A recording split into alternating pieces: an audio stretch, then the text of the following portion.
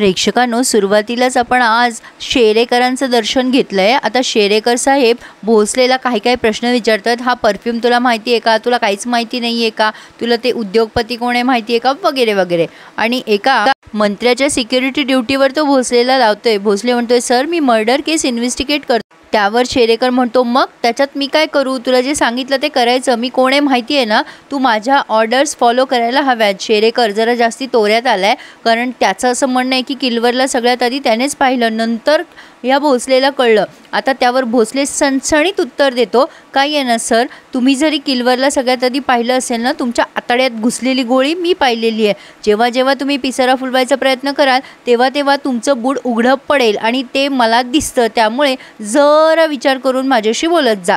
छान, अगदी सात्विक शब्दात उत्तर दिले भोसलेने, असं म्हणायला हरकत नाहीये। आणि शेरेकर तिथेच गप्प बसलाय आणि भोसले असं उत्तर देऊन निघून गेलाय।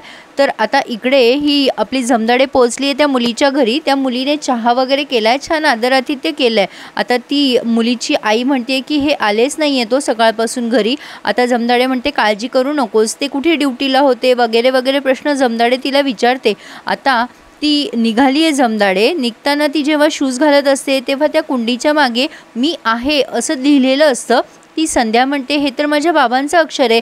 अरे पण ते इथे आहेत तर मग घरी काय येत नाही आहेत? काय प्रॉब्लेम झाला असेल? जमदाडे म्हणते, हे बघ तू काळजी करू नकोस, आपण शोधू आणि जरा वाट बघ, म्हणजे येतील तुझे बाबा, जर त्यांनी असं लिहिलं असेल तर। आता असो, भोसले पोहोचला एका लग्न संस्थेमध्ये। तिथे पोहोचल्या तो मॅनेजर काही भोसलेला बोलूच देत नाही, तोच वटवट करत असतो। आणि आता तुमचं पहिलं लग्न आहे की दुसरं हा प्रश्न विचारल्यावर भोसले त्याला गेस करायला सांगतो आणि तिथेच चुकतो। तो म्हणतो, सर दुसरं लग्न आहे, डोंट वरी, तुम्ही पोलीस आहात ना, तर मग तुमचं लग्न सहज होईल, वर कमाई आहे, गव्हर्नमेंट पोस्ट आहे वगैरे वगैरे। पण भोसलेने जेव्हा सांगितलं मी चौकशीला आलोय तेव्हा तो गप्प बसलाय।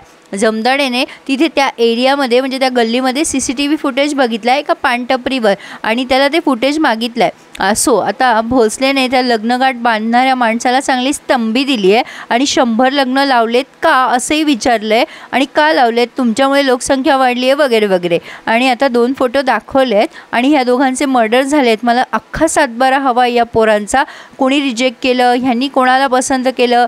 आणि तो मुलगा जेव्हा म्हणतो हे सगळं शोधायला उशीर लागेल, त्यावर भोसले म्हणतो, पोलिसांना अशी उत्तरं द्यायची नाहीत, कारण गुन्ह्याला माफी नाही। बिचारी आपली जमदाडे त्या मुलीला एक माणुसकी म्हणून बियॉन्ड द वे जाऊन मदत करते आणि नेमकं तिथल्या एरियाचे पोलीस आलेत आणि ते पोलीस जमदाडेला चौकशी करतात की तुम्ही इथे कशा काय। आणि तेवढ्यात पानटपरीवाला CCTV फुटेजचं पेनड्राईव्ह घेऊन येतो आणि आता तो लगेच पोलीस जो असतो तो विचारतो, काय हो मॅडम, कशाला खोटं बोलता, इथे कशाला आलात आणि आमच्या एरियामध्ये तुम्ही कशी काय चौकशी करू शकता? हे सगळं पोलिसांचं वेगळंच राजकारण आहे असं म्हणायला हरकत नाही आहे। आणि जमदाडे बिचारी इथेच फसली। असो, आता हे सगळं पोहोचले भोसलेपर्यंत। आता हे सगळं कळाल्यानंतर साहेब तापणारच, सिनियर आहेत ना। आता मात्र भोसलेचा आवाज चांगला वाढलाय, कारण त्याचं असं म्हणणं आहे की तू असं का केलं, म्हणून तो स्वतःला जाऊन शिक्षा करत असतो आणि भोसले जमदाडेवर प्रचंड ओरडत असतो। आता जमदाडे सांगते, सर ती मुलगी, तेव्हा भोसले अगोदर तर तिचं काही ऐकून घेत नाही, तिला बोलतो की तुला कोणी सांगितलं हे सगळे नसते उद्योग करायला। आता जमदाडे सहज बोलून जाते, सर तुम्ही पण कधी कधी असं करता ना, म्हणजे आता भोसले म्हणतो, हो मी करतो, माझ्यातला तो एक विशिष्ट गुण बरा घेतलास तू, बाकी चांगले गुण नाही आहेत का माझ्यात? अगं मी जेव्हा असलं काही करतो ना तेव्हा चौधरी मॅडम माझ्या पाठीशी असतात आणि हे असले वाईट गुण घ्यायला तुला कोणी सांगितलं होते जमदाडे? आता जमदाडे सांगायला जाते की सर त्या मुलीचे वडील मिसिंग आहे। तेव्हा भोसले म्हणतो, हो पण तुला हे सगळं सांगता आलं नाही का? तुला काय गरज होती हे सगळं करायची? त्यावर आता भोसले प्रचंड हर्ट झालाय आणि त्याने जमदाडेला स्पष्टपणे सांगितलंय की आपण दोघं सोबत काम नको करूयात, कारण तुला तुझा निर्णय घ्यायचा आहे, त्यामुळे तू समर्थ आहेस। आता बिचारी ही जमदाडे सॉरी म्हणत असते आणि मग ती सगळी केस सांगते की चांगली माणसं आहेत सर, त्यामुळे त्यांना मदत करायला गेले मी, पण तरीसुद्धा भोसले चिडलाय आणि म्हणतोय बघेल मी काय करायचं तर। आता जमदाडे बिचारी बाहेर आल्यावर हवालदार तिला चिडवतो, सरांनी झापलं वाटतं आणि जमदाडे त्याला झापते। असो, तर आता तिथे वायरलेसवर मेसेज आलाय की कुठेतरी खून झालाय आणि धारदार हातोड्याने झालाय। आता हातोडा शब्द ऐकल्यानंतर जमदाडे म्हणते, हॅलो हॅलो, पण वायरलेस कनेक्शन कट होतंय. आता ही विचारते त्या हवालदारला, ते हातोडाच म्हटले का, चला चौकशी करा या सगळ्या खुनाची. तेव्हा हा हवालदार म्हणतो, हे आपल्या एरियात नाही आहे मॅडम, आपल्याला नाही चौकशी करता येणार. पण जमदाडे त्याला फोर्स करत असते. तेव्हा तो म्हणतो, मीच नंतर करतो, मला आधी डायरी भरू द्या, नाही तर सर मला खूप ओरडतील. आता भोसले आल्यावर त्याला डायरीबद्दल विचारतोच आणि जमदाडेला म्हणतो, बस झाला आता, उगी रडारड करू नको, डोळ्यात पाणी आणू नको.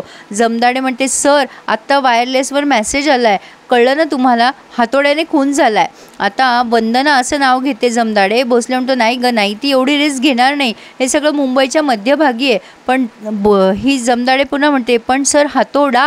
आता इकडे वंदनाने कोणाची तरी सुपारी घेतली आहे. पुन्हा एकदा भोसले आलेत मनमोहिनीला भेटायला आणि काय ते आश्चर्य प्रेक्षकांनो, मनमोहिनीच्या ऑफिसमध्ये की कुठे राजेशचा आणि भोसलेचा फोटो आहे. आता हे खूप मोठं गुपित आहे असं म्हणायला हरकत नाही. आता हा काय सस्पेन्स क्रिएट केला आहे हे आपल्याला नंतरच कळेल. इथे त्यांनी हा रिव्ह्यू पूर्ण केला आहे. पुढे आपण बघतोय की वंदना रिक्षात बसली आहे, खून करायला चालली आहे, म्हणजे तिची सुपारी पूर्ण करायला. आणि तिच्या सो कॉल्ड जो सध्या असलेला नवरा आहे त्याने ते बघितलं आहे, तो तिचा पाठलाग करतोय. भोसले कोणाशी तरी फोनवर बोलतोय आणि वंदनाने खून केला आहे. पण आता तिथे दरवाजा वाजतोय. आता तिचा नवरा आहे की कोणी आणि माहीत नाही आहे. पण ह्या वेळेला वंदना पकडली गेली पाहिजे असं वाटते तर खरी. पण आता बघूयात केव्हा पकडली जाते.